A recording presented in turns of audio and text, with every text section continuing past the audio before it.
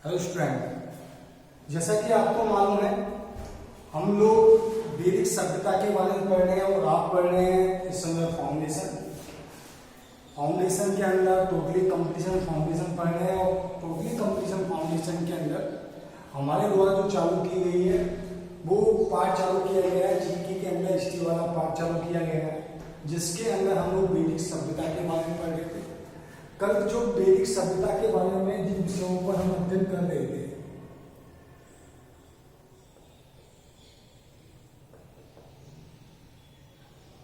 उनके अंदर हमने अब तक जो पढ़ा है वो वैदिक सभ्यता में दोनों कालों के बारे में पढ़ा कि ऋग्वैदिक काल किसे कहा जाता है और उत्तर वैदिक काल किसे कहा जाता है। दोनों कालों में क्या भिन्नता है, दोनों के बारे में हम लोगों के द्वारा पढ़ा गया है। उसके अलावा हमने चारों वेदों से संबंधित पढ़ा है कि चारों वेदों में क्या क्या चीजें जो बताई गई हैं, ऐसी कौन सी चीजें जो ऋग्वेद के अंदर बताई गई है जो हमारी जानकारी के आधार पर हमारे लिए आवश्यक है या कंपटीशन के लिए हमारे लिए लाभदायक है। इन सारे विषयों के बारे में हमने पढ़ा। इसके पश्चात में हमने जिस विषय के बारे में हम लोग बहुत ज्यादा गौर कर रहे हैं वो जो गौर कर रहे हैं वैदिक साहित्य को पढ़ रहे हैं। इसको पढ़ रहे हैं हम लोग वैदिक साहित्य को कि आखिर में वैदिक साहित्य क्या है। तो वैदिक साहित्य के अंदर हमने चारों वेदों को पढ़ा है। पहला हमने जो पढ़ा था वो ऋग्वेद को पढ़ा था, दूसरा जो पढ़ा था हमने अथर्ववेद यजुर्वेद को पढ़ा था, फिर सामवेद को पढ़ा और अथर्ववेद को पढ़ा। जैसा कि आपको मालूम है कि चारों वेदों के अंदर से हमको क्या क्या जानकारियां मिलती है उन सारी चीजों के बारे में हमने इसके अंदर पढ़ा। उसके पश्चात में नेक्स्ट जो हमारा जो टॉपिक आता है चारों वेदों के बारे में, जैसे हमने पढ़ा था कि पहला जो वैदिक साहित्य को पढ़ रहे,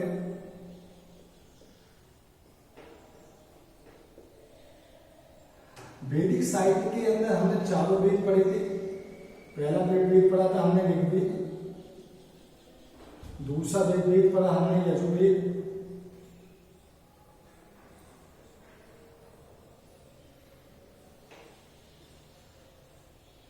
तीसरा हमने पढ़ा सामवेद, चौथा हमने पढ़ा अथर्ववेद। ठीक है, इन चारों को पढ़ने के बाद जैसे ऋग्वेद के अंदर क्या था उसके बारे में हमने देखा, यजुर्वेद का शाब्दिक अर्थ क्या है उसके बारे में पढ़ा, सामवेद और अथर्ववेद इन चारों वेदों के बारे में हमने पढ़ा। ठीक है, ऋग्वेद के अंदर मैंने आपको बताया था कि क्या क्या चीजें दी गई हैं, ऋग्वेद का संबंध किससे है और ऋग्वेद के अंदर किन किन विषयों पर बात की गई है उसके बारे में हमने देखा था। उसके पश्चात में ऋग्वेद के बाद में उसके बाद में हमारे वैदिक साहित्य में आते हैं ब्राह्मण साहित्य। कौन से आते हैं? ब्राह्मण ग्रंथ। ठीक है, पहला वेद हो गया आपका ऋग्वेद, दूसरा हो गया आपका यजुर्वेद, तीसरा हो गया सामवेद और चौथा हो गया अथर्ववेद। अब ठीक है, इसके बाद में हमारा आता है ब्राह्मण ग्रंथ। अब ब्राह्मण ग्रंथों के अंदर क्या बात की गई है उसके बारे में हम देखें। देखिए, ब्राह्मण ग्रंथों की रचना संहिताओं के कर्म कांड के लिए की गई है, अर्थात ब्राह्मण ग्रंथों के अंदर कर्म कांड से संबंधित जानकारी प्राप्त होती है। ठीक है, टोटली देखा जाए तो ये गद्य शैली के अंदर है। ध्यान रखिएगा, किसमें की है? ब्राह्मण ग्रंथ में कर्म कांड के विषय में जानकारी प्राप्त होती है। गद्य शैली के अंतर्गत गद्य शैली के विषय में हमको इसके अंदर जानकारी प्राप्त होती है। उसके पश्चात में ब्राह्मण ग्रंथों से हमें बिंबिसार से पूर्व की घटनाओं का ज्ञान प्राप्त होता है, यानी कि बिंबिसार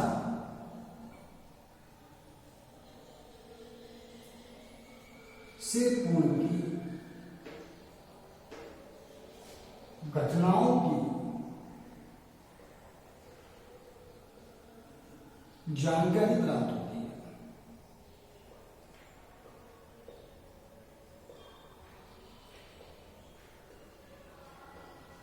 ठीक है, देखिए ब्राह्मण ग्रंथ चल गए और ब्राह्मण ग्रंथों के अंदर हम मुख्य रूप से विषय के बारे में हम अध्ययन कर रहे हैं। वो विषय है ब्राह्मण ग्रंथ के अंदर हम पढ़ रहे हैं। वैदिक साहित्य के अंदर हम चारों वेदों को पढ़ चुके हैं और चारों वेदों के बाद में हमारा नेक्स्ट जो टॉपिक जो चालू होता है वो टॉपिक कौन सा चल रहा है? हमारा ब्राह्मण ग्रंथ चल रहा है। ब्राह्मण ग्रंथ के अंदर जिन विषयों के अंदर हमने बात की है उन विषयों के अंदर सबसे पहले बात ये है कि ब्राह्मण ग्रंथ में किन किन विषयों के बारे में जानकारी प्राप्त होती है। तो उसके अंदर सबसे पहले हम बात करेंगे ब्राह्मण ग्रंथों में जिन विषयों के बारे में जानकारी प्राप्त होती है उन विषयों के अंदर कर्मकांड के विषय में जानकारी प्राप्त होती है। संपूर्ण ग्रंथ की जो रचना है वो गद्य शैली में प्राप्त होती है। बिंबिसार से पूर्व की घटनाओं के बारे में हमको ब्राह्मण ग्रंथों में जानकारी प्राप्त होती है। ठीक है, टोटली वैदिक साहित्य चल रहा है। ऋग्वेद के बारे में आपने पढ़ लिया, यजुर्वेद के बारे में पढ़ लिया, सामवेद, अथर्ववेद। अब जो हमारा जो टॉपिक चल रहा है वो कौन सा टॉपिक चल रहा है? ब्राह्मण ग्रंथ चल रहे हैं। और ब्राह्मण ग्रंथों में किसके बारे में प्राप्त पड़ता है? कर्मकांड के बारे में, गद्य शैली के बारे में, बिंबिसार से पूर्व की घटनाओं के बारे में हमको इसके अंदर हमको जानकारी प्राप्त होती है। ब्राह्मण ग्रंथों के बाद में देखिए उसके पश्चात ऐतरेय ब्राह्मण के अंदर 8 मंडल है और 5 अध्याय है जिसे पंजिका कहा जाता है। जो ऐतरेय ब्राह्मण है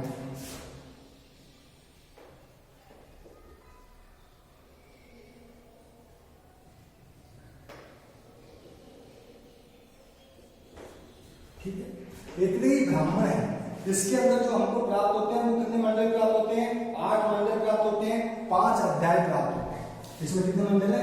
8 तो मंडल है और 5 अध्याय है। 8 मंडल और 5 अध्याय। जब इन 8 मंडल और 5 अध्याय प्राप्त होते हैं जिसके कारण इसको क्या कहा जाता है? पंजिका कहा जाता है। क्या कहा जाता है? पंजिका कहा जाता है। ठीक है, ऐतरेय ब्राह्मण के अंदर 8 मंडल है, 5 अध्याय है, उन्हें क्या कहा जाता है? पंजिका कहा जाता है। ठीक है, ऐतरेय ब्राह्मण राजा के राज अभिषेक से संबंधित जानकारी प्राप्त होती है, यानी राज अभिषेक के नियम प्राप्त होते हैं।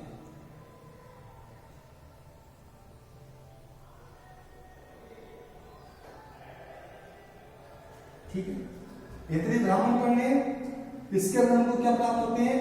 राज अभिषेक के राजा का राज अभिषेक किस प्रकार किया जाता है उसके बारे में हमको महत्वपूर्ण जानकारी जो प्राप्त होती है वो किसमें प्राप्त होती है? ऐतरेय ब्राह्मण के अंदर हमको प्राप्त होती है। ठीक है, इसके पश्चात शतपथ ब्राह्मण के यहाँ पे ब्राह्मण ग्रंथ चल रहा है। एक बार दोबारा देखिए, कर्मकांड के बारे में जानकारी प्राप्त होती है, गद्य शैली के अंदर है, बिंबिसार से पूर्व की घटनाओं के बारे में हमको जानकारी प्राप्त हो रही है। उसके पश्चात जानकारी प्राप्त होती है। ठीक है, ऐतरेय ब्राह्मण के अंदर 8 मंडल है, 5 अध्याय है, इसको क्या कहा जाता है? पंजिका कहा जाता है। राज अभिषेक के जो नियम है वो भी हमको किसमें प्राप्त होते हैं? ऐतरेय ब्राह्मण के अंदर ही हमको प्राप्त होते हैं। ऐतरेय उसके बाद आता है आपका शतपथ ब्राह्मण। दूसरा क्या आता है इसके बाद? ऐतरेय ब्राह्मण के बाद में शतपथ ब्राह्मण। ब्राह्मण ग्रंथ चल रहे हैं, ध्यान रखिएगा। शतपथ ब्राह्मण और शतपथ ब्राह्मण के अंदर हमको किन विषय के बारे में जानकारी प्राप्त होती है उसके अंदर देखिए, शतपथ ब्राह्मण के अंदर हमको गांधार, शल्य, केकई, कुरु, पांचाल, कौशल, विदेह आदि का उल्लेख प्राप्त होता है। जो जनपद थे, गांधार था, कुरु था, विदेह था। गांधार हो गया आपका, कुरु हो गया, विदेह हो गया, केकई हो गया,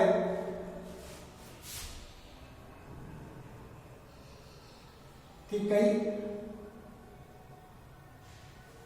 शैल्य, गांधार, कुरु, केकई, शैल्य, पांचाल, कौशल, विदेह,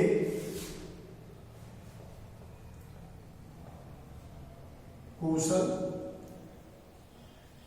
आदि जनपदों के बारे में जानकारी प्राप्त होती है।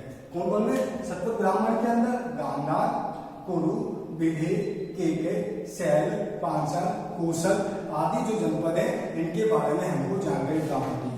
ऐतरेय ब्राह्मण के अंदर क्या प्राप्त होते हैं? 8 मंडल और 5 अध्याय जिन्हें पंजिका कहा जाता है।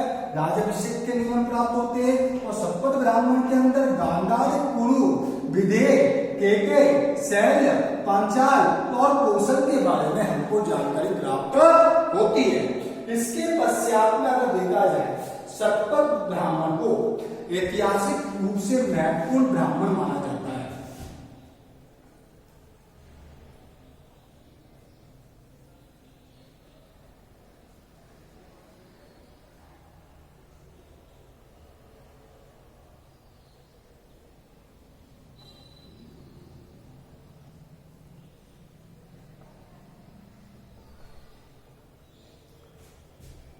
शतपथ ब्राह्मण को ऐतिहासिक रूप से क्या माना जाता है, सबसे ज्यादा महत्वपूर्ण ब्राह्मण माना जाता है, ब्राह्मण ग्रंथ माना जाता है।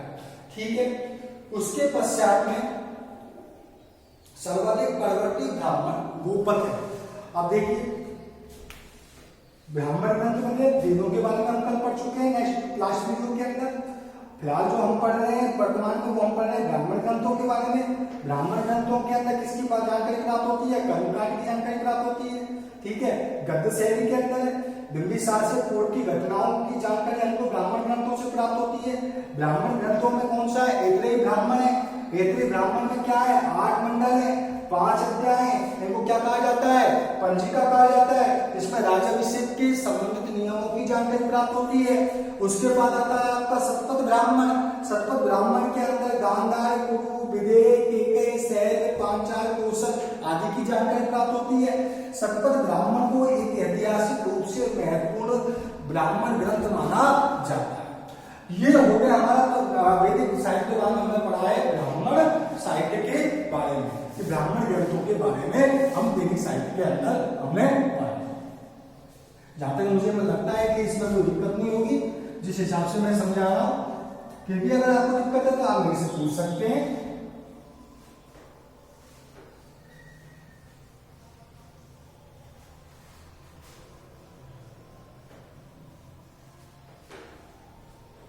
ठीक है, उसके बाद आता है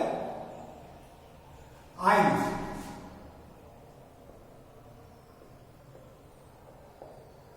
आयन ग्रंथ क्या है, देखिए आयन ग्रंथ वह ग्रंथ होते हैं जिनकी रचना हमारे ऋषि मुनियों के द्वारा जंगलों के अंदर की गई है या वनों में की गई है, उन्हें क्या कहा जाता है, आयन ग्रंथ कहा जाता है।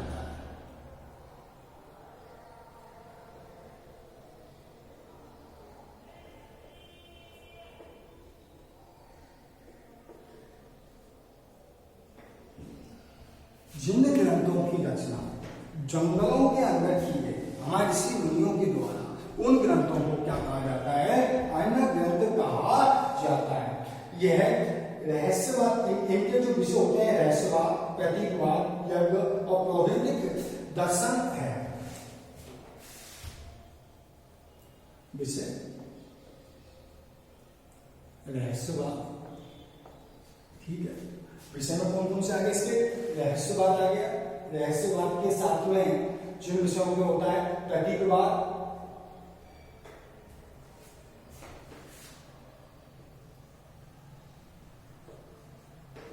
यज्ञ,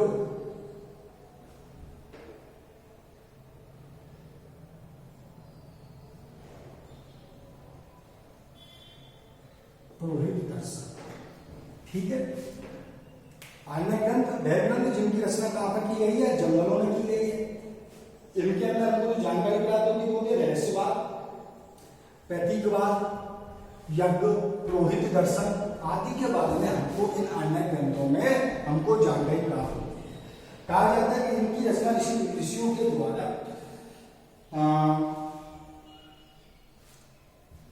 आयन ग्रंथों की रचना की जाती है। सामान्यतः अगर देखा जाए वर्तमान में 7 आयन उपलब्ध है।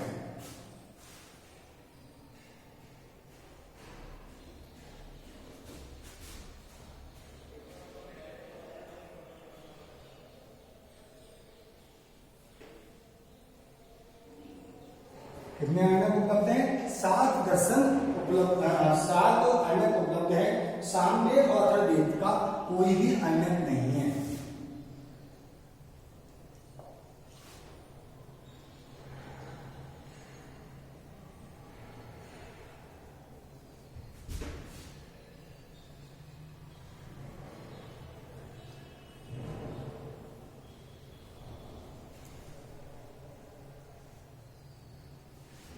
ठीक है भैया, ढंग से आप देखते हुए चलिए। जीके पढ़ रहे हैं, जीके का हिस्ट्री का पार्ट पढ़ रहे हैं। सूर्यकाल चतुर्वेदी, फिर आयन ग्रंथ, जंगलों में जिनकी रचना की गई उन्हें क्या कहा गया, आयन ग्रंथ कहा गया। विषय रहस्यवाद, प्रतीकवाद, यज्ञ, पुरोहित दर्शन। वर्तमान में 7 आयनक उपलब्ध हैं। सामवेद, अथर्ववेद का कोई आयनक नहीं है और आयनक नहीं है, ये क्या हो गए आयन ग्रंथ। वह ग्रंथ जिनकी रचना जंगलों में की जाती है उन्हें ऐनक ग्रंथ कहा जाता है, जिनमें रहस्यवाद, प्रतीकवाद या फिर पुरोहित दर्शन, यज्ञ आदि से संबंधित हमको जानकारी प्राप्त होती है, उन्हें हम क्या कहते हैं, ऐनक कहा जाता है। ऐनक के बाद में हमारी जो नेक्स्ट जो चीज आती है वो आता है उपनिषद।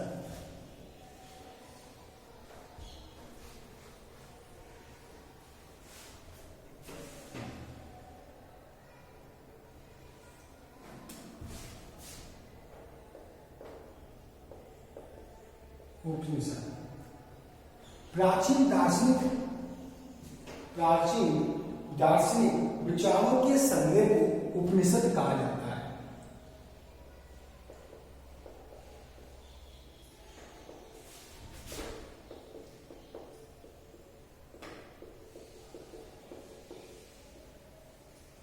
दार्शनिक विचारों के संग्रह को क्या कहा जाता है, उपनिषद कहा जाता है। संभवतः इसके मुख्यतः इसके अंदर शाश्वत आत्मा, ब्रह्म आत्मा, परमात्मा,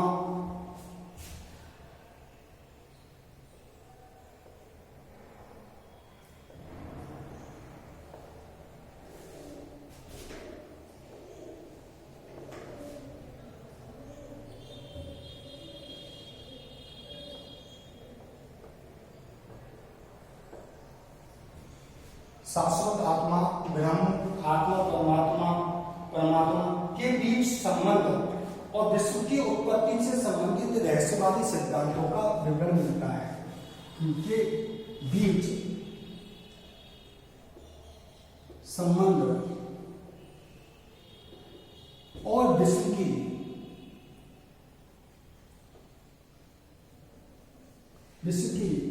उत्पत्ति से संबंधित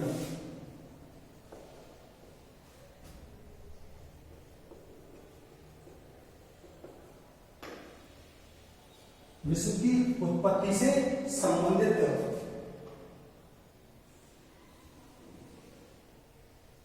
रहस्यवादी सिद्धांतों का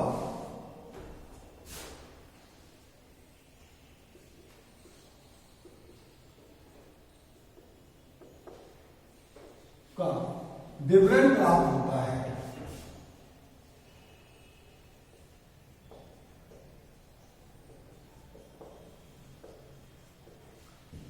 ठीक है, बालकों समझ में आता होगा जो मैं कहना चाह रहा हूं चीज के बारे में कि उपनिषद क्या है, दार्शनिक विचारों के संग्रह को क्या कहा गया है, उपनिषद कहा गया है।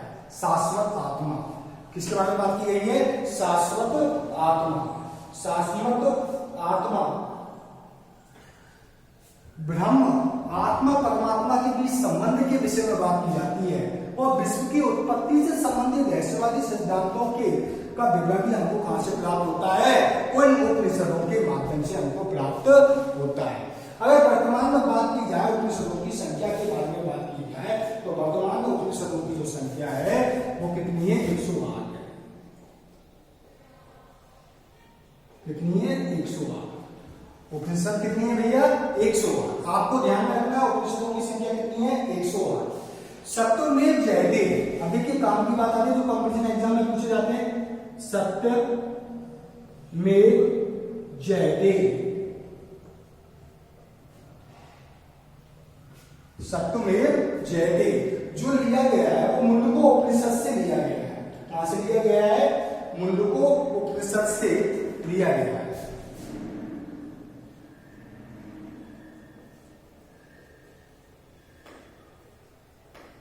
कहां से लिया गया है, मुंडको उपनिषद से सत्यमेव जयते को लिया गया है। ध्यान रखिएगा उपनिषदों की संख्या कितनी है, 108 है। सत्यमेव जयते कहां से लिया गया है, मुंडको उपनिषद से लिया गया है। ठीक है, मैत्रेयी उपनिषद में त्रिमूर्ति व चतुराश्रम सिद्धांत का उल्लेख मिलता है। किसमें मिलता है, मैत्रेयी उपनिषद में।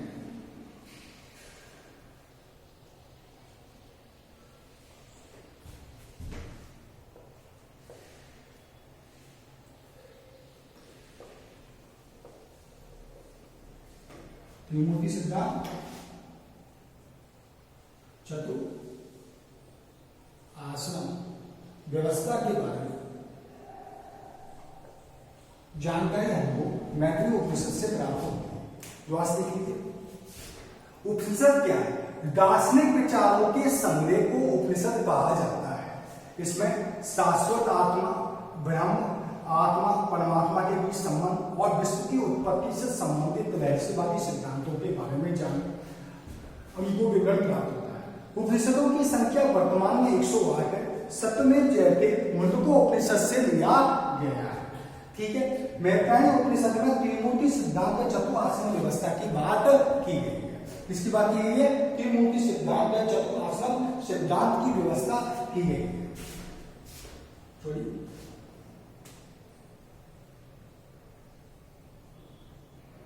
सिद्धांत की व्यवस्था की गई। तो ये क्या है आपका उपनिषद। मुझे आशा है कि उपनिषद के बारे में आपके समझ में आ गया होगा। एक बार देख लीजिए, दार्शनिक विचारों के संग्रह को उपनिषद कहा जाता है।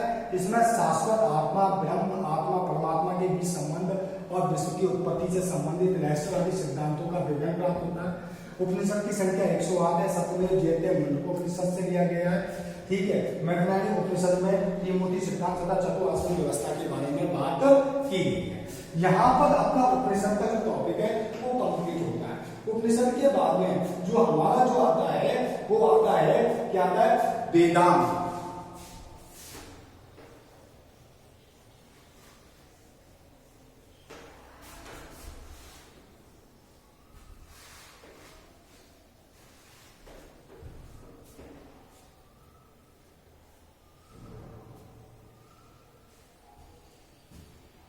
वेदांत के बारे में बात की जाए।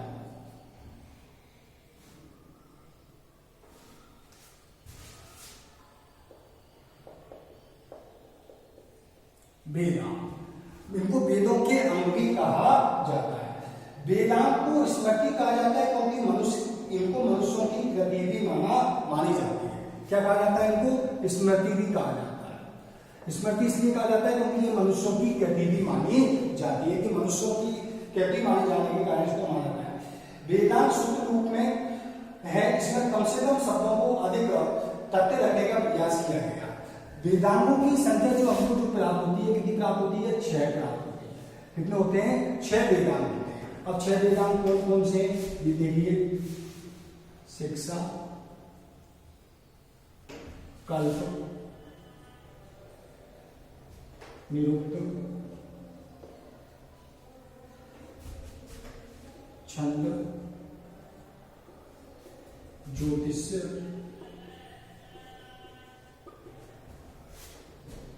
शिक्षा, कल्प, निरुक्त, छंद, ज्योतिष्य, व्याकरण।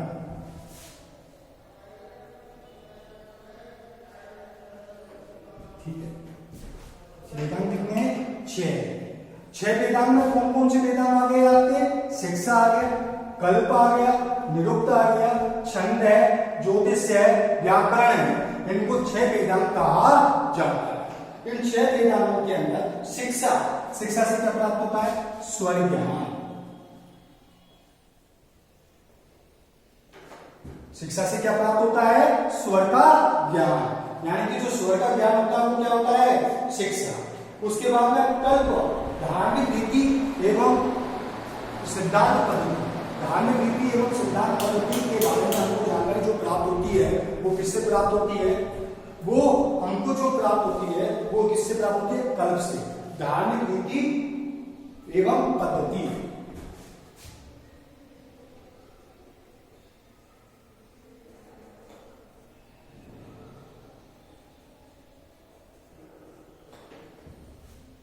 धार्मिक पद्धति, धार्मिक रीति एवं पद्धति के बारे में हमको जानकारी किससे प्राप्त होती है? कल्प से प्राप्त होती है। ठीक है, उसके पश्चात में नेक्स्ट आता है हमारा निरुक्त, शब्द व्युत्पत्ति शास्त्र।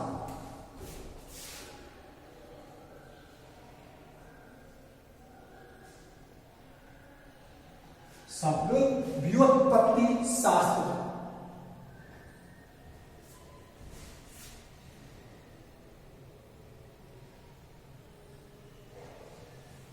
क्या है? शब्द व्युत्पत्ति शास्त्र।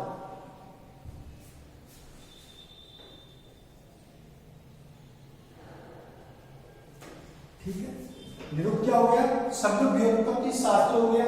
उसके बाद में उसके बाद में क्या है, छंद। छंद को क्या कहा जाता है, छंद साज।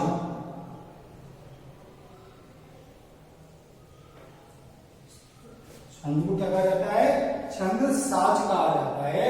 और छंद साज के बाद में जो उसके बाद में आपका आ जाता है ज्योतिष्य। ज्योतिष का मतलब है खगोल विज्ञान।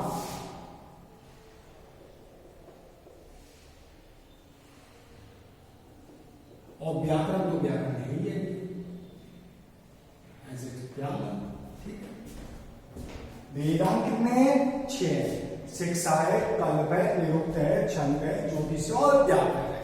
अब देखिए शिक्षा स्वर ज्ञान, कल्प धार्मिक पद्धति, निरुक्त शब्द व्युत्पत्ति शास्त्र, छंद छंद साज, ज्योतिष खगोल विज्ञान, व्याकरण व्याकरण। इस तरीके से हम लोगों ने किसको पढ़ा है, वेदांत साहित्य को पढ़ा है। तो देखिए बाबू, वेदांत साहित्य के बारे में हमने पढ़ लिया। क्वेश्चन कंपटीशन में इस तरीके से आते हैं कि ऋग्वेद की रचना कहाँ की गई है, संभवतः तो कहाँ पर की गई है, पंजाब के अंदर की गई है। इस चीज को विशेष रूप से ध्यान रखना, ये मैंने आपको बता दिया है, ठीक है। उसके पश्चात में और क्वेश्चन भी पूछे जाते हैं, उनके बारे में मैं बता दूंगा। चलूंगा आपको मैंने ये भी बता दिया कौन कौन सी विद्वान ने कौन कौन सी जगह बताई है जहाँ से ये लोग आदि स्तंभों के बारे में बताया, आगे बताए होंगे। लेकिन फिलहाल हमने वैदिक साहित्य के अंदर वैदिक साहित्य को हमने ढंग से पढ़ लिया है। अब हम जो नेक्स्ट वीडियो आएगा उसमें हम वैदिक काल के बारे में पढ़ेंगे। वैदिक काल के अंदर जीवन व्यवस्था किस तरीके की थी, किस तरीके से जीवन को चलाया करते थे, किस तरीके से रहा करते थे, उसके बारे में पढ़ेंगे। मुझे आशा है कि ऋग्वेदिक काल के अंदर का जो साहित्य के अंदर मैंने जो आपको पढ़ाया है वो आपके समझ में आ रहा होगा। ध्यान से पढ़िए, कंटिन्यू आप इन क्लासों को लीजिए, आपको जरूर फायदा मिलेगा। बस आज के लिए इतना है।